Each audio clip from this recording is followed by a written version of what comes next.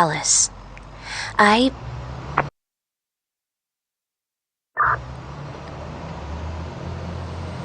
want to start by saying, oh shit.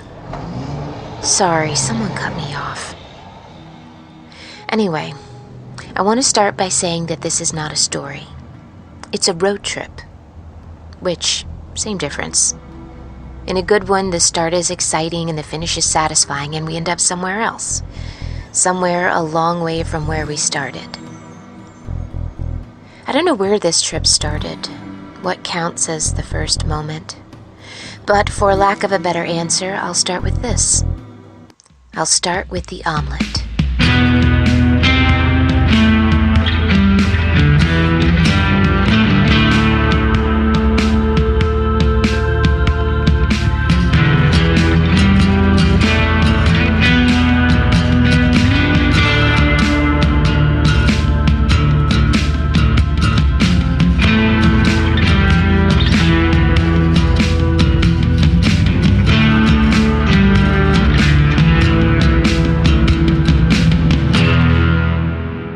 Alice Isn't Dead by Joseph Fink.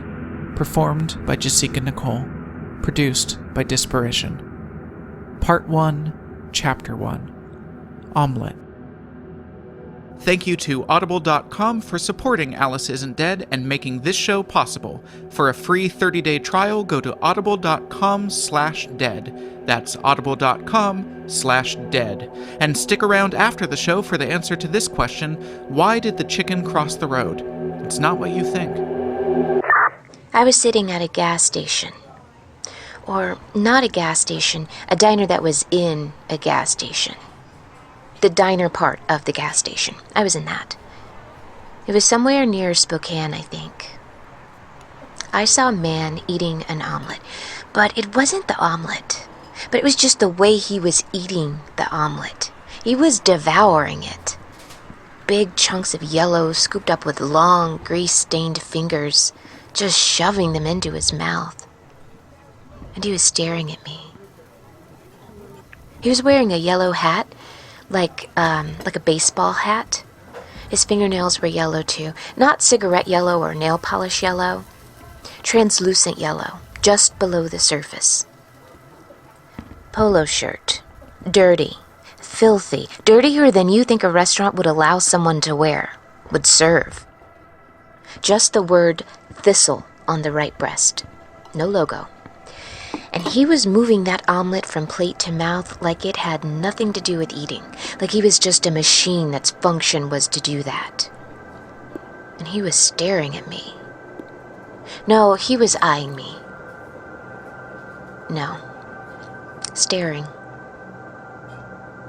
People say that bad experiences are like nightmares. This wasn't a nightmare. What I remember most about it was how real it was. Even as it happened, I noticed that the most, how real it was, how I couldn't escape that reality, how I would never be able to convince myself I remembered any part of it incorrectly. Alice. Alice, It's the engine, Alice. The sound of it. The noise of a truck this size. The height. It's the height. None of us are used to being this height anymore. Once upon a time, we rode horses. I mean, you know what I mean. I've never even seen a horse up close. It's the height. I'll get used to it. There's this tower in the distance, coming out of the hillside. Looks like it's part of a factory, but just coming right out of the earth. Creepy. Gut creepy, like something gone wrong. Like a terrible crime. It looks like something out of a myth. I guess that's where myths come from, when the real world looks like something out of a myth. Who am I at this point in my life to talk about unreality? That's so weird. It doesn't look real. I can't stop thinking about what's behind me. Not the stuff in the back, not what they've got me carrying, I think this time it's travel-sized deodorant. Most deodorant can go on a plane. You don't need travel-sized versions. Not that many ounces even in full-sized ones. But anything that can hold a price a single human being will lay down for cash has to exist, and so here we are. Me and my cargo. Hauling what needn't have ever been from the place it needn't have been made to the place it needn't be used. I'm not getting distracted. I know what you're thinking, Alice. This is intentional avoidance. I don't have to explain myself to you. But I will. I just passed an exit sign that said Anaconda Opportunity. That's a fine invitation, but I think, no thanks. I will pass that opportunity up. An explanation. Right.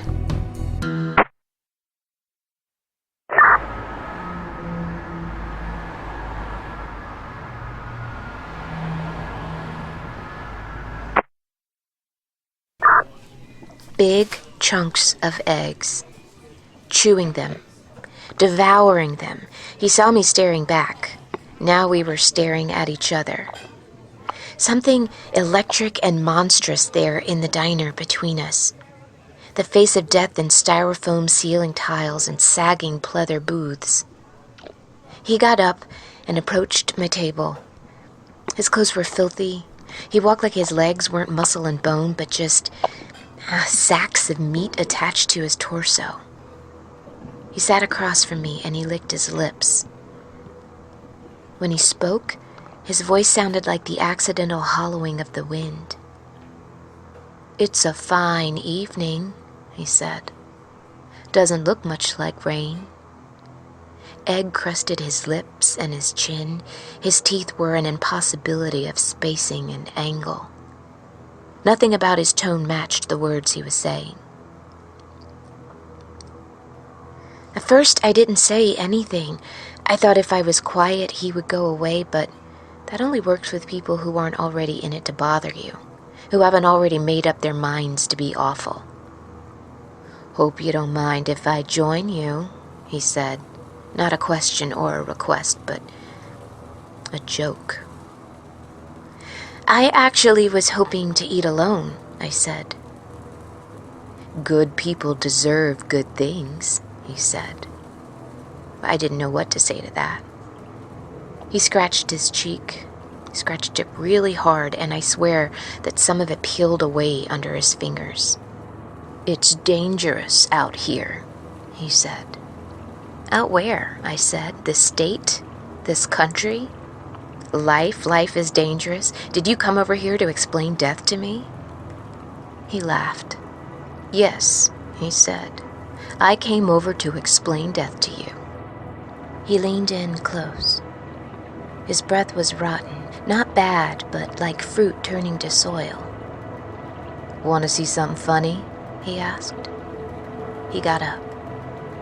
"Thistle," his shirt said. His face was slack and not quite arranged right. Like human, but not. He walked over to a table where there was this man, a truck driver probably. He looked like a truck driver. What does a truck driver look like? "Hey, Earl," the Thistle man said. "Huh?" said Earl, looking up. He seemed just as unhappy as me to be disturbed, but then the Thistle man grabbed him by the back of his neck and Earl's face went vacant. The Thistle man picked Earl up by the neck and Earl walked with him. He looked asleep almost, or like some part of him wasn't there anymore. Neither Earl nor the Thistle man paid their checks. No one did anything. No one looked. But it was... There are times I hate you more than any of them, Alice. Out to the parking lot. He was waiting for me. It was what he did next. First the mountains, then these canyons winding around themselves. Haven't seen a house in an hour. It's getting dark now. The clock says the same things as it did when I started this morning, but it's the other hemisphere of the day. We talk a lot as a species about the night sky. It's one of those subjects that come up more often than, say, the social structure of bees. That's just an example. Which is interesting because the social structure of bees is something. It is an active object that can be looked at. And so much of the night sky is nothing at all. It is an empty box, and, like all emptiness, it is a mirror. Or don't listen to me. I'm just a lady driving deodorant from one place that doesn't need it to another. I only say because, well, if you could see what I'm seeing, you'd understand. The night sky is something striking right now against the dark silhouettes of the trees. It's beautiful. So much that I've seen is beautiful. More than you would think. Even the worst things. And isn't it funny that the trees blot out the sky? Physical objects as shadows against the void. We are nothing if not absurd. We are nothing. He was waiting for me in the parking lot. He was holding Earl now.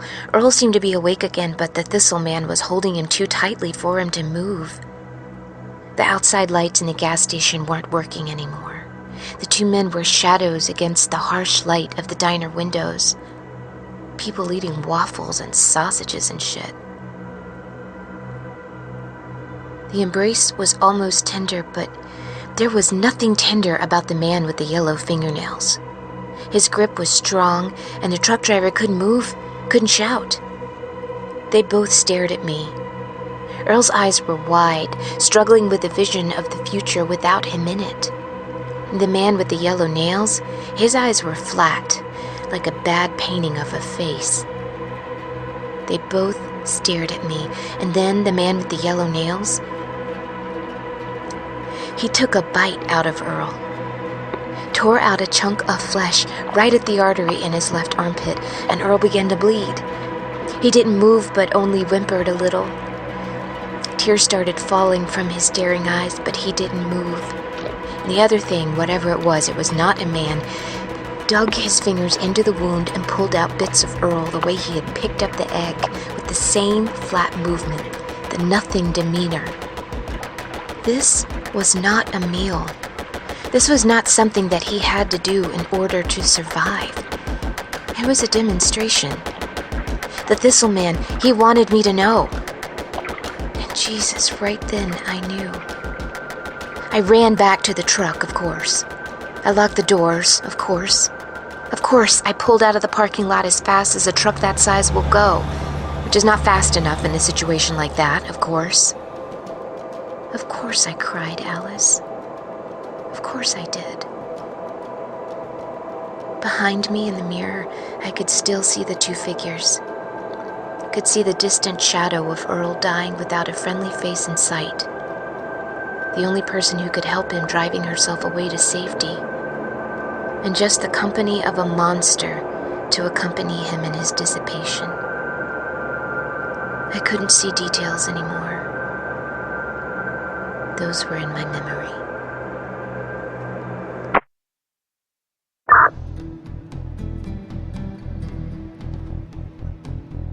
Flat and grassy, I think. It's dark now and the darkness is vast here. It really has a depth to it. Keeps going. I didn't think that dark could have a bottom until I saw a dark that didn't. I've seen the thistle man again. I've seen him again and again behind the bathrooms at rest stops, in the snack aisle at gas stations, sitting alone at the biggest booths of the smallest roadside bars, places with one kind of beer on the menu and video poker in the bathroom by the toilet. Something brutal and clumsy in his movements, like he doesn't understand how any of him works. And sharp teeth. Not sharp enough to be fangs, but not human either. And yellow fingernails. Not cigarette yellow, but translucent yellow, just below the surface. He hasn't talked to me again, but I've been seeing him, and he knows it. He wants me to know he's following me. I don't know who this... I won't say man. He isn't a man. I don't know what he is. Do you know, Alice? Is this why you left? Or was it something else?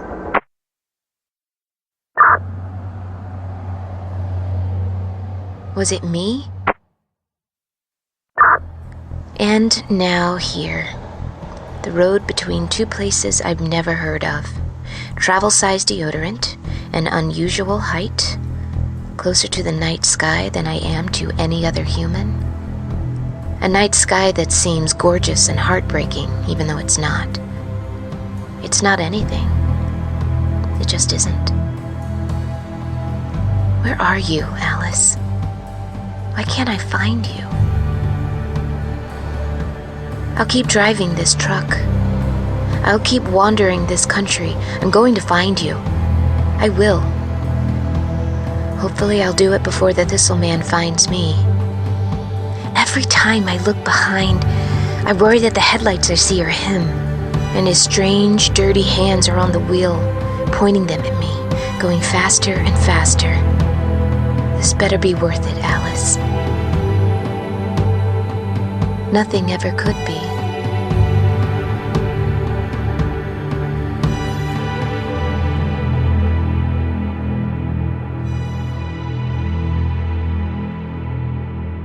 Thanks to Audible.com for supporting our podcast. They are making our weird little story that would be difficult to pitch in the world of mainstream media possible for us to produce, and we're really excited to have them on board. Audible.com is a leading provider of audiobooks with more than 180,000 downloadable titles across all types of literature, including fiction, nonfiction, and periodicals. Audiobooks are great to listen to when you are driving endless miles through the night, hiding from a murderous semi-humanoid creature. For our listeners, Audible is offering a free 30-day trial. Just go to audible.com/dead and browse the over 180,000 audio programs. Pick a title you like, download it for free, and start listening. It's that easy. One audiobook you may consider is Night Film by Marisha Pessel, a strange and beautiful mystery that takes place in a dream version of New York. You know, I went through that book twice in as many months, and talking about it now just makes me want to go experience it again. And you could be experiencing it for the first time right now. All you need to do is go to audible.com/dead to get your free 30-day trial. That's audible.com/dead. And now, the answer to our riddle. Why did the chicken cross the road? Because the dead return, because light reverses, because the sky is a gap, because it's a shout, because light reverses, because the dead return, because footsteps on the ceiling, because footsteps in the basement, because the sky is a shout, because it's a gap, because the grass doesn't grow, or grows too much, or grows wrong, because the dead return, because the dead return. That is why the chicken crosses the road. That's audible.com/dead. This has been a production of Night Vale Presents. Find out more about us and our shows at nightvalepresents.com.